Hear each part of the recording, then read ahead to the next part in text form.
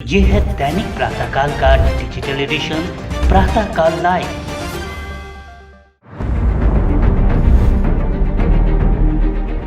ये राजस्थान गवर्नमेंट का नहीं, आपके मैं प्रातःकाल के चैनल पर दावे के साथ, विश्वास के साथ कहना चाहता हूं, अगर इस दुनिया में, पूरे भारत में, अगर राजस्थान डे अगर किसी ने ढूंढ के निकाला और राजस्थान डे अगर किसी ने सेलिब्रेट किया, राजस्थान डे का पहला कार्यक्रम अगर किसी ने किया तो राज के पुरोहित ने किया। प्रातःकाल संवाद यात्रा में आज हम आपकी मुलाकात करा रहे हैं प्रवासी समाज के नेता व पूर्व कैबिनेट मंत्री राज के पुरोहित से। राजस्थान के सिरोही जिले के फुंगड़ी गांव निवासी पुरोहित 1975 में इमरजेंसी विरोधी आंदोलन से प्रभावित होकर राजनीति में आ गए थे। वकालत की पढ़ाई करने मुंबई आए और यहाँ की सियासत में ऐसे रम गए कि लगातार आगे ही बढ़ते रहे। मुंबई में वे 1985 से 1992 तक नगर सेवक रहे और 1990 से 1919 तक लगातार मुंबा देवी से विधायक रहे। इस दौरान उन्हें 2 बार महाराष्ट्र में कैबिनेट मंत्री की भी जिम्मेदारी मिली। पुरोहित वर्तमान में भाजपा के महाराष्ट्र प्रदेश उपाध्यक्ष के साथ साथ व्यापार प्रकोष्ठ व राजस्थान प्रकोष्ठ के प्रभारी हैं।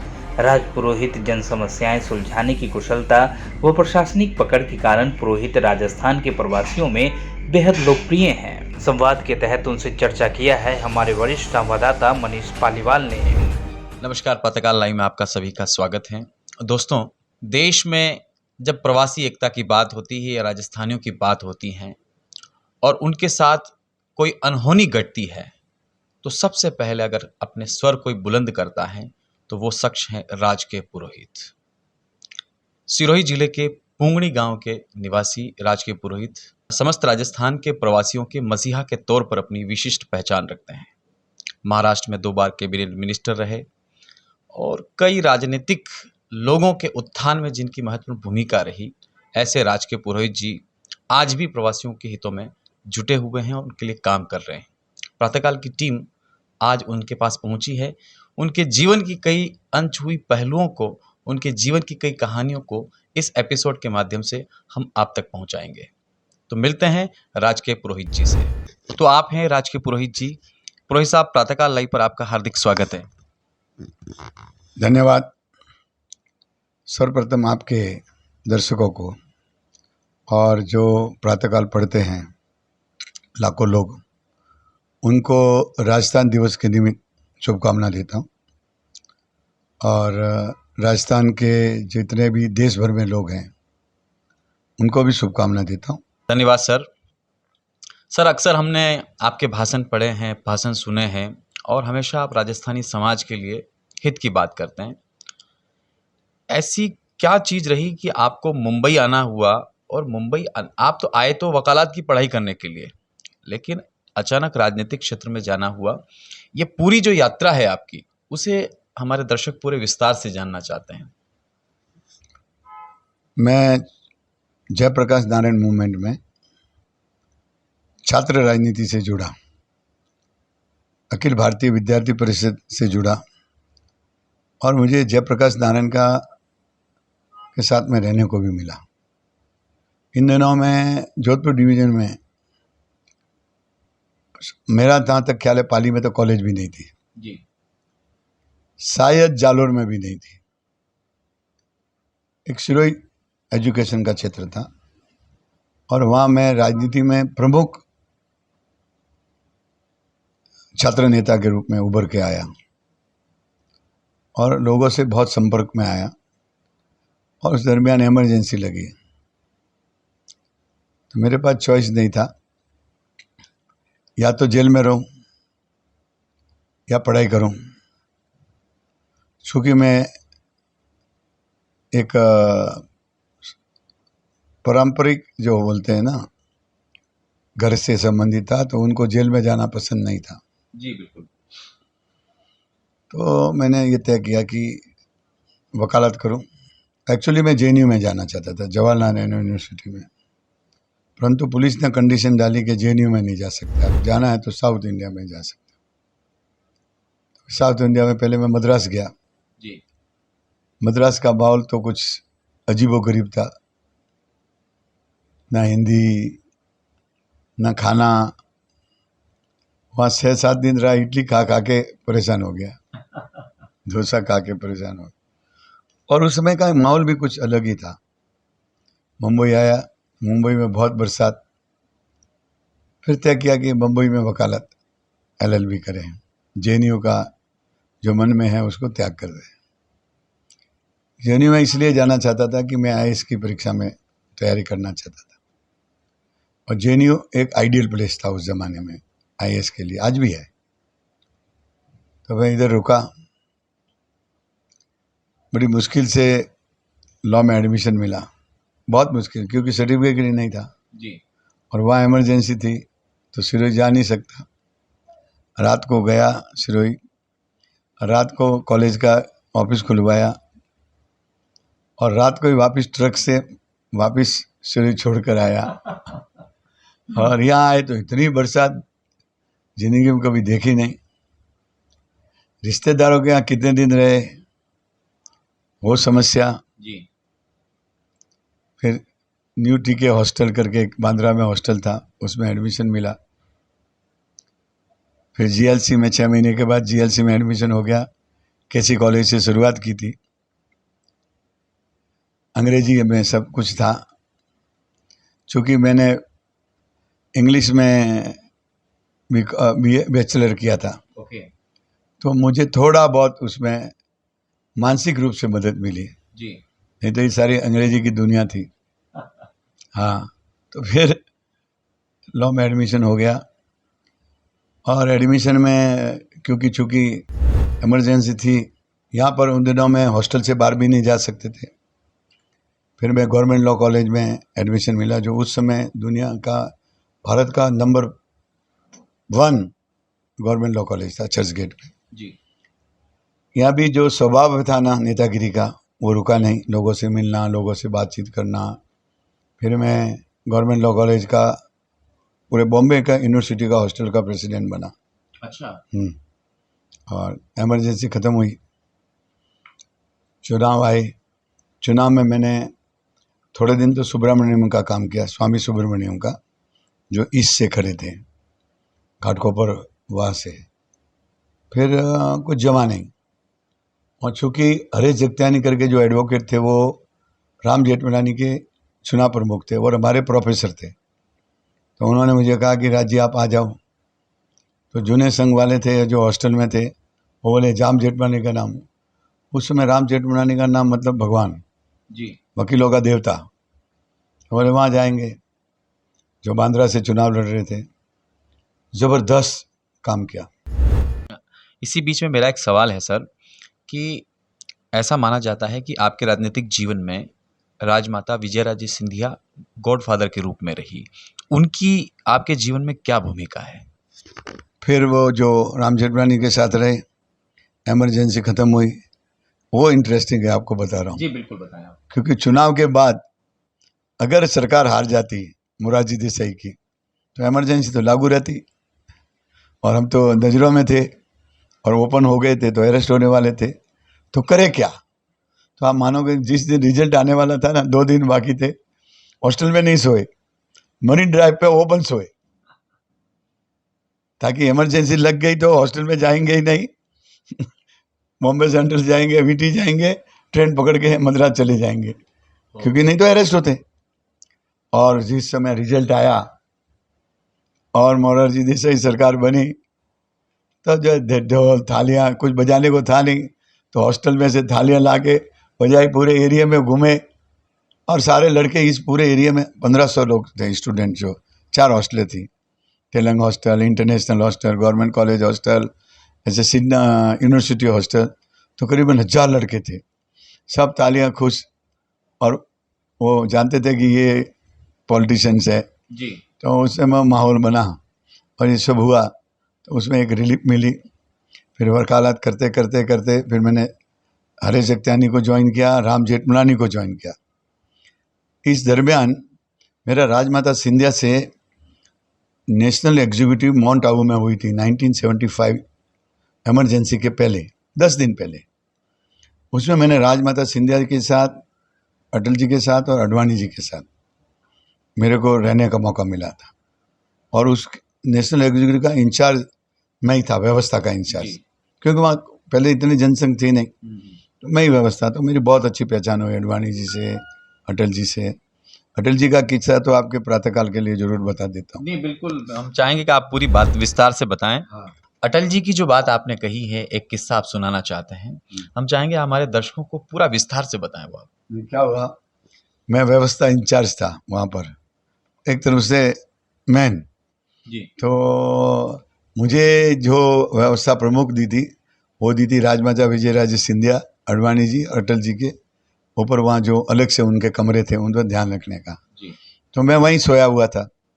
तो सवेरे सवेरे अटल जी आए, क्या कर रहे हो पुरोहित? मैं कहा साहब आपका इंतजार कर रहा हूँ, आप बताइए, चाय कॉफ़ी लेके आता हूँ, चलो घूमने जाते हैं। मैं कहा चलिए सर। तो हम माउंट आबू नकी लेक में गए, नकी लेक के चारों तरफ, और एक राउंड मारा। राउंड मारने के बाद गर्मी के दिन थे, धूप जैसी आ गई थी। उसमें आज जो माउंट आबू है वैसा माउंट आबू नहीं था, सूना माउंट आबू था। चाय की टपरी एक थी वहाँ पर, वो एक बाकड़ा होता है ना, ऐसा बाकड़े टाइप। तो एक चाय थी, तो हम गए, चाय पियेंगे। अटल जी बोले चाय पियेंगे। मेरी जेब में तो एक पैसा भी नहीं था। तो बोले चाय पियेंगे। तो मैंने उसको बोला चाय बनाओ। तो वो मुझे बोले, वो होटल वाला, वो जो टपरी वाला, बोले कौन है? मैं कहा अटल बिहारी वाजपेयी। मेरे छपरे में, पतरे का छपरा, एक लॉरी, अटल जी है। मैं कहा हाँ। उसने बाकड़ा साफ किया, बैठो बैठो।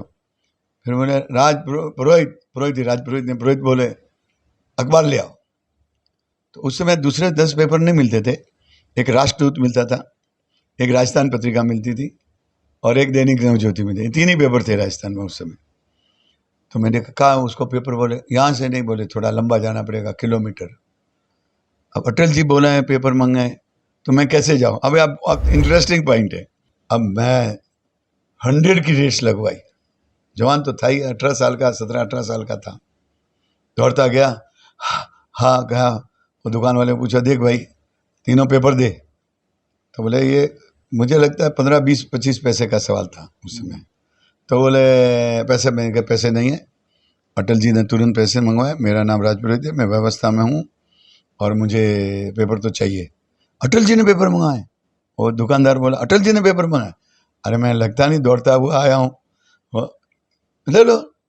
उसने बोला ठीक है। मैंने कहा तेरे पैसे भी दे दूंगा आने के बाद। बोले ठीक है आप लेके जाओ।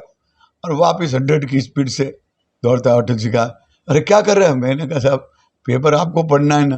दिया अटल जी ने, अरे तू बैठ, शांति से बैठ, शांति से बैठ। चाय पी, और मैं वहाँ बैठा। अटल जी ने पेपर पढ़ा। अब चाय वाले को पैसा 25 पैसा ही था, चाय की कीमत भी 25 पैसा थी। तो वो 25 पैसा भी हमारे अटल जी ने खुद जेब में हाथ डाला। बोले यार ठन गोपाल, अटल जी ने अपनी स्टाइल से ठन गोपाल। वो चाय बोला नहीं नहीं नहीं नहीं, अरे नहीं, सुनो पुरोहित, तू पैसा लाके इनको देगा। मैं कहा साहब मैं देता हूँ। नहीं नहीं, बोल कितने बजे लाके देगा? अटल जी पूछ रहे हैं कितने बजे। मैं कहा जब आपका लंच का टाइम होगा ना, तब मैं आ जाऊँगा और मैं 1 पैसा दे दूंगा, इसका भी देना, अखबार वाले के दे। ठीक है भाई, ध्यान रखना, ये 1 बजे आएगा। 25 पैसे की चाय थी। फिर हम दोनों घूमते गए। अब दोनों के जेब में पैसे नहीं, ना अखबार के लिए नहीं चाय। दोनों ने मुफ्त में चाय पी, फ्री में, और दोनों ने मुफ्त में पेपर पढ़ा। फिर ऊपर जाने के बाद 12:30 बजे अटल जी मीटिंग में से खाने के लिए आए, भोजन के लिए। तो मैं ये सब भोजन सब साथ में कर रहे थे। इधर आओ, वो चाय वाले के पैसे दिए कि नहीं दिए? मैं कहा साहब आपको खाना खिला के मैंने बोला खाना नहीं, अभी जाके आओ। मैं उस समय पैसे थे मेरे पास, तो मैं जाके गया और उसको 25 पैसे दिए। वो लेने को तैयार नहीं था। फिर वो पेपर वाले के दिए, उसका भी 15-20 पैसे, 10 पैसे कुछ ऐसा ही था। वो पैसे दिए, आया, पैसे दे दिए। मैं कहा साहब अखबार वाले को भी दे दिए और चाय वाले को दे दिया। अटल जी ने ये बात सारे को बताई, राजमाता को।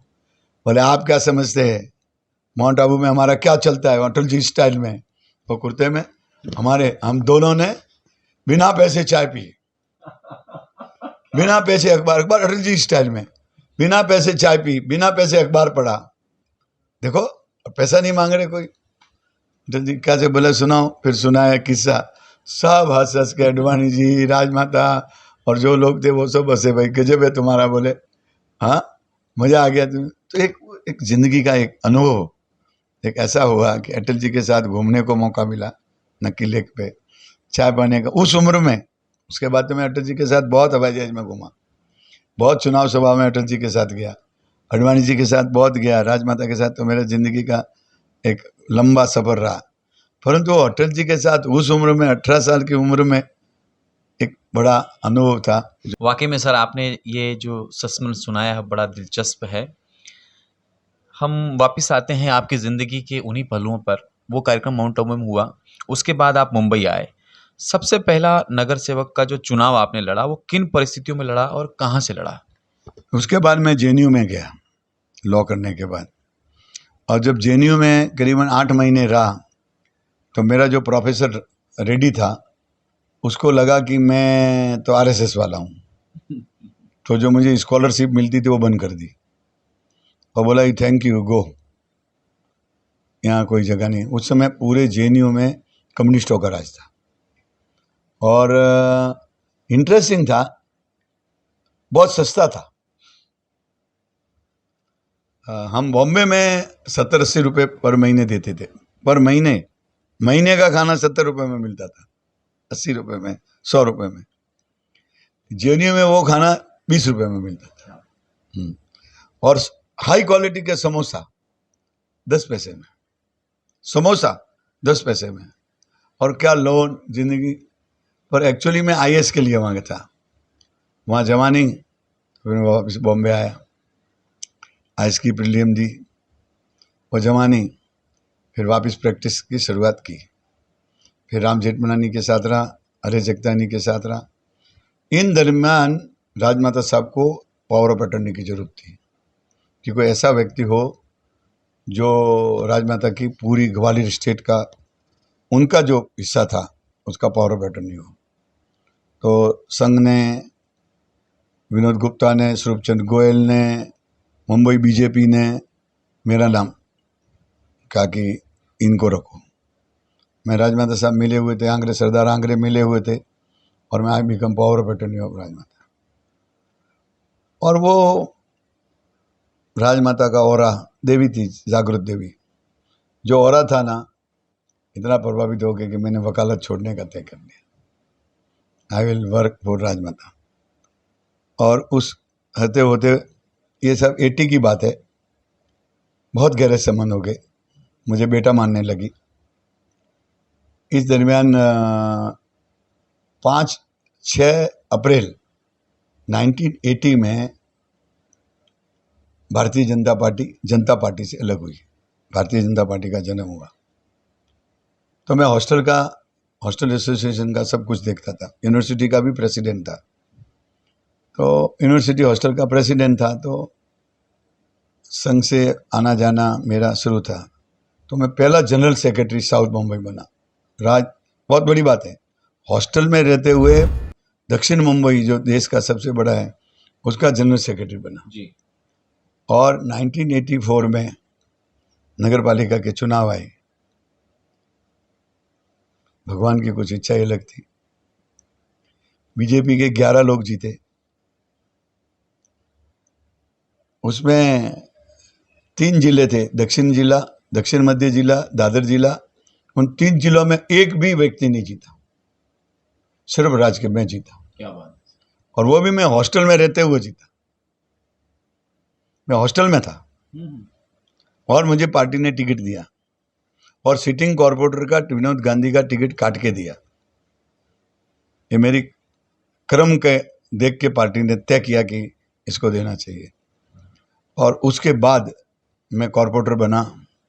उसके बाद जो मेरी परफॉर्मेंस थी नगर पालिका में, लड़ाई करने की क्षमता, जो मेरा यूथ था, जो मेरी छात्र शक्ति थी, वो सामने आई और मैं पीछे मुड़ के नहीं देखा। बिल्कुल सर, आप हमेशा से ही एक्टिव रहे और दक्षिण मुंबई के मुंबा देवी क्षेत्र से ही आप नगर सेवक बने थे शुरुआती दौर में, और वहीं पर निरंतर आप 5 बार एमएलए लड़े और जीते भारी मतों से। मनोहर जोशी की सरकार में आप कैबिनेट मिनिस्टर रहे। तो उस दौर की कुछ यादें, जो युति की सरकार थी, भारतीय जनता पार्टी और शिवसेना के मध्य में जो सरकार थी, उसमें आप कैबिनेट मिनिस्टर बने, और राजस्थान के लिए वो बहुत बड़ी बात थी कि राजस्थान की धरती का व्यक्ति महाराष्ट्र में पहली बार कैबिनेट मिनिस्टर बना। नहीं, जो एक बहुत बड़ी घटना जो है ना, वो मैं आपको बताना चाहता हूँ इन सब के अलावा। जी बिल्कुल बताएं। मैं जब चुनाव नगर सेवक बना तो मैंने यहाँ पर 2 कार्यक्रम देखे। महाराष्ट्र डे 1 मई का जबरदस्त परेड शिवाजी पार्क में, तो हम नगर सेवक थे, उनके बैठने की अलग से व्यवस्था। तब तक हमको समझ में नहीं आता था कि महाराष्ट्र डे क्या है, पर वो जो देखा ना एज ए कॉर्पोरेटर, तो एक मन में कहीं बहुत जगह, कहीं मन में एक आवाज़ आई, Maharashtra day, Gujarat day, Andhra day, UP day, तो राजस्थान डे नहीं। तो फिर मैंने राजस्थान डे में मनाऊंगा। उम्र भी मेरी कोई ज़्यादा नहीं थी, 24, पैसा था ही नहीं। राजस्थान डे मनाऊंगा। अब राजस्थान डे मनाने का मैंने तो तय भी कर लिया, राजस्थान नागरिक परिषद के नाम से, राजस्थान नागरिक परिषद तय भी कर दिया। जो कुछ थे उसको शिवाजी पार्क, आज़ाद मैदान बुक भी करवा दिया, ना कोई आगे ना कोई पीछे, जोशीला। अब करे क्या, तो हमने ढूंढ के निकाला कि अपना राजस्थान डे कौन सा। ये राजस्थान गवर्नमेंट का नहीं, आपके मैं प्रातःकाल के चैनल पर दावे के साथ, विश्वास के साथ कहना चाहता हूं, अगर इस दुनिया में, पूरे भारत में, अगर राजस्थान में राजस्थान डे अगर किसी ने ढूंढ के निकाला और राजस्थान डे अगर किसी ने सेलिब्रेट किया, राजस्थान डे का पहला कार्यक्रम अगर किसी ने किया, तो राज के पुरोहित ने किया, आजाद मैदान में किया। और उस समय अगर मेरा साथ दिया तो सुखराज नार ने दिया। मेरे पास पैसे नहीं थे, तो उनके पास मैं गया था, तो उन्होंने कहा कि मैं आपके साथ जुड़ता हूँ। उन्होंने मुझे ऑफिस दिया, उन्होंने खर्चा दिया, स्टेज बांधा, मैं धन्यवाद करता हूँ। परंतु जो मेहनत करनी थी वो मैंने की, 1-1.5 महीना मेहनत की, 101 राजस्थानी संस्थाओं के नाम ढूंढ के निकाले। उसमें राजस्थानी समाज इतना बड़ा नहीं था मुंबई में जी, जो आज है। फिर हमने ढूंढ के निकाला और 101 संस्थाओं के नाम लिखे, उनको बुलाया, बिना कॉक को लगाया फ़ोन। पहले फ़ोन भी इतने जल्दी नहीं लगते थे। बिना कॉक को फ़ोन किया तो बिना कॉक बोली, कौन है? मैंने कहा मैं सिरोही का हूँ, स्टूडेंट लीडर था, अभी बॉम्बे यूनिवर्सिटी का प्रेसिडेंट हूँ, यूनिवर्सिटी हॉस्टल एसोसिएशन का, और मैं पार्षद हूँ, और राजस्थान नागरिक परिषद का मैं अध्यक्ष हूँ। हम राजस्थान डे मना रहे। क्या मना रहे? राजस्थान डे मना रहे। ये क्या होता है? मैं कहा आप आ जाओ, सांस्कृतिक कार्यक्रम मना रहे। उसको समझ में ही नहीं आया, और वो लास्ट तक समझी नहीं, कोई नहीं समझा, कोई नहीं समझा, हाँ, कोई नहीं समझा, कोई समझा ही नहीं। और वे भव्यतम 70,000 लोग, भिवंडी, सायन, भाईंदर क्या था, इतना था, पत्थरों से साइकिल नहीं जा सकती थी, गाड़ी की तो बात छोड़ दो। जहाँ जहाँ राजस्थानी समाज थे ना, वहाँ। निश्चित तौर पर आपके जीवन में बहुत सारे कार्यक्रम आप हमेशा से करते रहे, राजस्थानी समाज को आपने जोड़ा।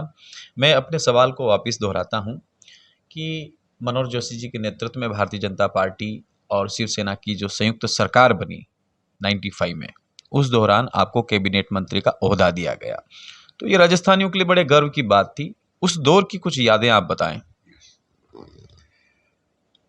मैं हमेशा भाड़ूतों से प्रभावित रहा। जो भाड़ूत थे ना, गरीब, कमज़ोर, बिल्डिंगें गिर रही थी, लोग मर रहे थे, तो मैं कहा ज़िंदगी में क्या विषय लूँ जिसमें वो जिसके सारे राजनीति में आगे काम करूँ। तब मैंने ये तय किया कि मैं जूने मकानों के लिए काम करूँगा। लैंडलॉर्ड के विरुद्ध काम करूँगा और जो भाड़ूत है, गरीब है, कमज़ोर है, पीड़ित है, दुखी है, उनसे लिए काम करूँगा। और मैंने नगर पालिका में भी उनके लिए संघर्ष शुरू किया, विधानसभा में संघर्ष शुरू किया और सरकार को झुकाया, भाड़ूतों के हक में झुकाया। नया रेंट टैक्स लाया, आगे की लड़ाई से आगे बोलता हूँ, मैं रेंट टैक्स लाया हूँ। शायद किसी की हिम्मत नहीं है, जो रेंट टैक्स है वो मैं लाया। रीडेवलपमेंट लाया, ये जो ऊंची के बिल्डिंगें देख रहे हैं ना आप, ये ऊंची बिल्डिंग है, ये मेरे द्वारा लाया हुआ कायदा है जिसमें रीडेवलपमेंट हो रहा है, स्लम में रीडेवलपमेंट हो रहा है। दूसरा, मुझे महावीर भगवान जीव दया के प्रतीक महावीर भगवान के जन्म के दिन कत्ल खाने मुंबई महाराष्ट्र में बंद होने चाहिए, ये विषय को मैंने हाथ में लिया और ये मुझे विषय लोगों ने दिया। मैं संघर्ष किया विधानसभा में, सरकार को समझाया, लड़ा और पहला मुझे कहते हुए खुशी है और मेरी ज़िंदगी में हमेशा आनंद रहेगा कि मेरे प्रयासों से महावीर जयंती को कत्ल खाने बंद हुए महाराष्ट्र में, वहाँ मैं रुका नहीं। उसके बाद तीसरा आपने कहा ना, मुझे याद है, गो रक्षा बिल, गो वंश रक्षा बिल। अशोक जी जो थे विश्व हिंदू परिषद के, अशोक सिंघल, जी हाँ, उन्होंने मुझे आदेश दिया कि गो रक्षा बिल महाराष्ट्र की विधानसभा में पास होना चाहिए। गोपीनाथ जी ने मेरे पर जिम्मेदारी सौंपी, मनोहर जोशी ने मेरे पर जिम्मेदारी सौंपी और मैं लड़ा, बिल लाया। उसमें नारायण राणे पशु मंत्री थे, तो मेरे कहने के हिसाब से वो बिल बना और वो बिल पास नहीं हो रहा था, तो मैंने विधानसभा में तूफान खड़ा किया, तूफान। हाउस विधानसभा चलने नहीं दी, सामने पूरे लोग वो टिके हुए थे कि किसी भी तरह से ये बिल पास हो, और हम टिके हुए थे कि फेल नहीं पास हो, और हम टिके हुए थे कि बिल पास हो। शायद मेरी ज़िंदगी का सबसे बड़ा सुकून है। रात को 4 बजे आखिर में अध्यक्ष जी के सहयोग से, और मैंने रात को बेल बजाया कि मैं मुख्य सचेतक नहीं था, मैंने रात को मनोहर जोशी को बुलाया, गोपीनाथ जी मुंडे को बुलाया, रात को 4 बजे विधानसभा में। मैं कहा बिल पास करना है किसी भी हालत में। ये सब लोग आए, 8 से 9 घंटा विधानसभा में धमाल चढ़ा। अध्यक्ष ने एक काम किया कि विधानसभा का एडजॉर्न नहीं किया, बोले चलो होगा जो देखा जाएगा।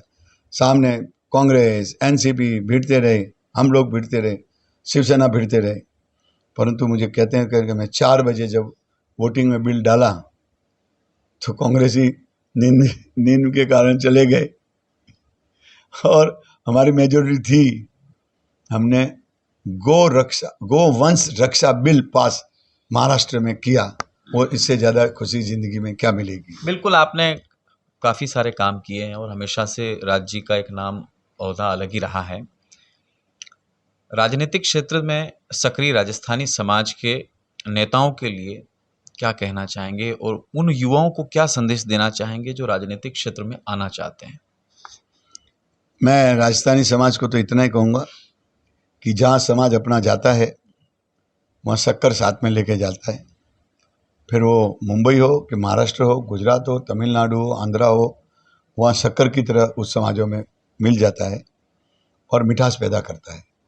तो आपने देखा होगा अलग अलग जगह अलग अलग आंदोलन होते हैं।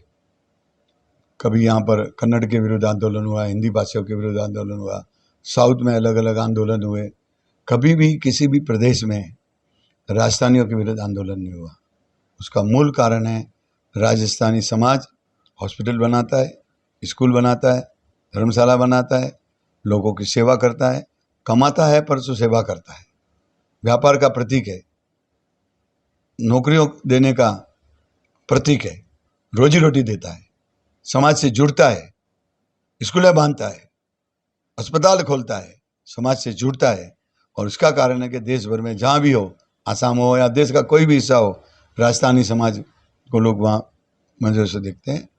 और राजस्थानी समाज भी जहाँ रहते हो, यहाँ शिवाजी महाराज हमारे नायक है, तो शिवाजी महाराज की इज्जत करते हैं, सम्मान करते हैं। जहाँ के भी जो भी नायक है वहाँ की संस्कृति का सम्मान करते हैं। मराठी में तो मराठी संस्कृति से मिल जाते हैं, तमिलनाडु में तो ये राजस्थानियों का गुण है, ये स्वभाव है, लोगों के साथ कोऑपरेट करना, विश्वास करना, उनके मन को जीतना। और उसका कारण है कि राजस्थानी आज पूरे देश में व्यापार के माध्यम से, उद्योग के माध्यम से, कौन इंडस्ट्री लगा रहा है, कौन व्यापार कर रहा है? राजस्थानी तो कर रहा है। कौन उनके चावल बेच रहा है, कौन हरियाणा के गेहूँ बेच रहा है, कौन आसाम की चाय बेच रहा है, कौन दिल्ली का माल साउथ इंडिया में पहुंचा रहा है, साउथ इंडिया का माल सामान दिल्ली में पहुंचा रहा है, कौन आसाम से लेके राजस्थान पहुंचाता है? व्यापार पहुंचाता है। और व्यापार हमारा मूल मंत्र है। अब देखिए ना, जीवदया के माध्यम में कौन गौशाला बना रहा है, कौन गायों की सेवा कर रहा है, कौन अकाल में काम कर रहा है, कौन भूकंप में काम कर रहा है, कौन सुनामी में काम कर रहा है। कच्छ का भूकंप हो या मराठवाड़ा का भूकंप हो या सुनामी हो या अतिवृष्टि हो या अनावृष्टि हो या अकाल पड़ा हो, सबसे पहले आपको राजस्थानी समाज दिखाया जाएगा। और आपने कहा कि, मैं ख़त्म करता हूँ, आपने कहा कि युवाओं के लिए क्या प्रेरणा है। मेरा एक ही कहना है कि जहाँ रहते हो वहाँ की भाषा का सम्मान करो, वहाँ के नायकों का सम्मान करो, व्यापार करो और समाज को, हमारी जो रोजी रोटी है, हमारा जो खान पीवान है, हमारा जो पहनावा है, जो हमारी भाषा है, उसकी रक्षा करो। और ये जो हमारी भाषा, हमारी संस्कृति, हमारा पहनावा, हमारा राजस्थानी खाना पीना पूरी दुनिया में फेमस है, उसको आगे बढ़ाते रहो, आगे बढ़ाते रहो। यही मेरा युवा पीढ़ी को कहना है। पुरोहित साहब, मेरे 2 तीखे सवाल हैं जो आपको शायद चुभ सकते हैं। क्या कारण रहा कि राजकीय पुरोहित जी का टिकट इस बार काट दिया गया? ये बात कितनी सत्य है कि मंगल प्रभात जी लोढ़ा और आपके बीच में राजनीतिक अदावत चलती रहती है? मंगल जी मेरे मित्र है, कोई अदावत नहीं है। और रही बात मेरे टिकट का, जहाँ तक सवाल है, राजनीति है, उतार चढ़ाव तो आते रहते हैं ज़िंदगी में। कभी यही पार्टी है जिसने मुझे 8 बार टिकट भी दिया, यही पार्टी है जिसने मुझे मंत्री भी बनाया, यही पार्टी है जिसने मुझे मुंबई का प्रदेश अध्यक्ष भी बनाया, यही पार्टी है जो जीवन में मुझे बहुत कुछ दिया है। तो ये पार्टी ने तय किया कि इस बार टिकट मुझे न दे, तो कोई बात नहीं, मैं पार्टी का धन्यवाद करता हूँ और पार्टी के लिए हमेशा काम करता रहूँगा और सभी के साथ मिल के काम करूँगा। आपके पुत्र आकाश राजपुरोहित जी भी राजनीतिक क्षेत्र में सक्रिय हैं, अच्छे नगर सेवक के रूप में काम कर रहे हैं। आने वाले वक्त में किस तरीके का भविष्य देखते हैं आकाश जी के लिए? नहीं, पार्टी में बहुत तेज़ी से काम कर रहा है और पार्टी ज़रूर विचार करेगी, मुझे उसके बारे में बिल्कुल शंका नहीं है। और वो आज भी काम में लगा हुआ है बहुत, और सक्सेसफुल नगर सेवक अगर कहूँ, पिता हो जरूर हूँ, पर एक सक्सेसफुल नगर सेवक हो तो भी अतिशयोक्ति नहीं होगी और पार्टी विचार करेगी, उसमें कोई प्रॉब्लम नहीं है।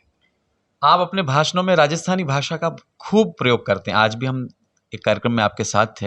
हम चाहेंगे कि हमारे दर्शकों को राजस्थानी भाषा में, अपने अंदाज में, राज्य का एक अलग अंदाज होता है, उस अंदाज में कोई बात कहें आप। नहीं, हमारी जोधपुर की जैसी तो राजस्थानी भाषा नहीं है।